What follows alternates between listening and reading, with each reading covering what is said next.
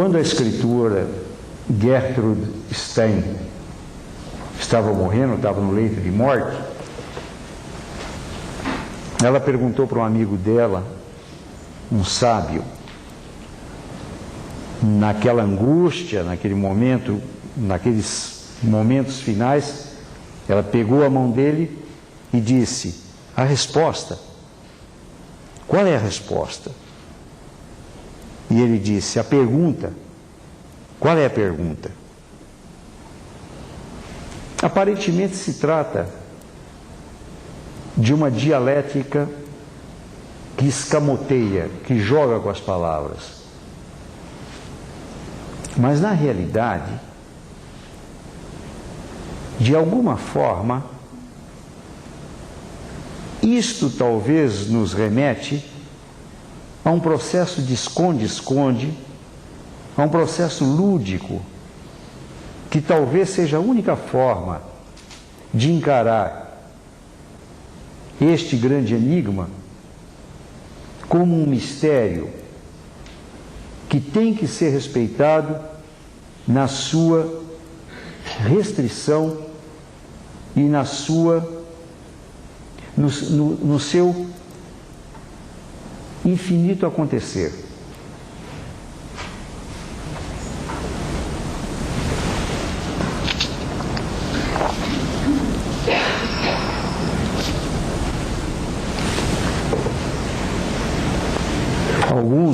Alguns trabalhos feitos por sociólogos, e nesse momento eu me lembro de alguém que era um erudito, era muito mais que só um sociólogo, que foi Elias Canetti, no qual ele fala sobre a teratologia dos tempos modernos, que foram despindo a pessoa da sua pessoalidade, transformando o indivíduo, e eu pronuncio mal, eu sou monoglota, mas transformando o indivíduo no homo qualunque, um homem qualquer, alguém que tem um número, que tem um registro, mas de quem foi roubada a individualidade, alguém que funciona em grupo. E é um paradoxo, na minha opinião, terrível. É uma valorização da ideia do coletivo, sacrificando o individual. Mas, ao mesmo tempo, assaltando a ideia da solidariedade. E isso é muito curioso, muito estranho, que é o que aconteceu com as megalópolis. O indivíduo acaba se transformando num anônimo, e ele perde a dignidade do ser em vida. Ele deixa de existir para se transformar em alguém de um grupo. Mas, repetindo, sem permitir a solenidade, a grandeza,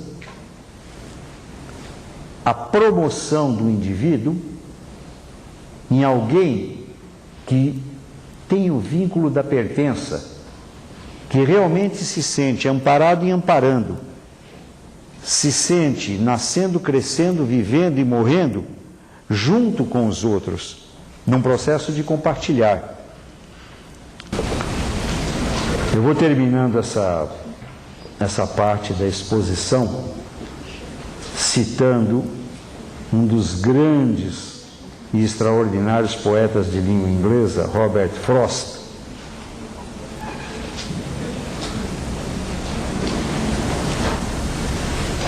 que diz assim: vocês não podem imaginar a minha frustração quando eu sinto que não posso enunciar os versos de um poeta na língua em que ele produziu. A diferença é tão grande, mas enfim, há de ser com uma tradução pobre. E milhas a trilhar antes de dormir.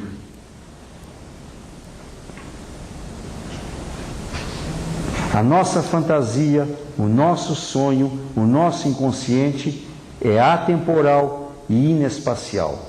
Enquanto nós estamos aqui conversando, você pode estar com o seu pensamento, com a sua presença, com aquilo que se pode chamar de alma, de absoluta realidade.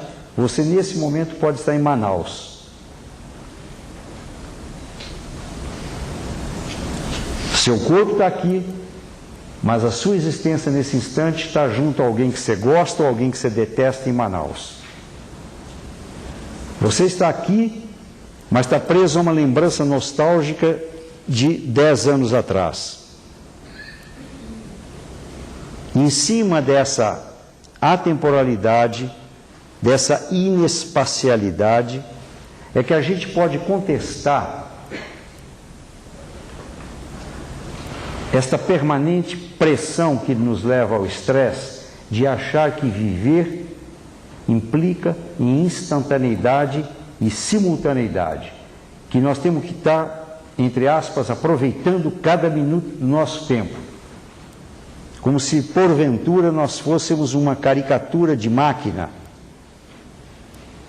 que não pode permitir que se esgote nenhuma alternativa, nenhuma possibilidade. E, na verdade, com isso, sacrificando esses horizontes sem fim, internos, que ficam espelhados nesse verso com o qual eu termino essa parte da exposição. Ainda que reste alguns segundos, nós temos milhas a trilhar antes de dormir. Obrigado.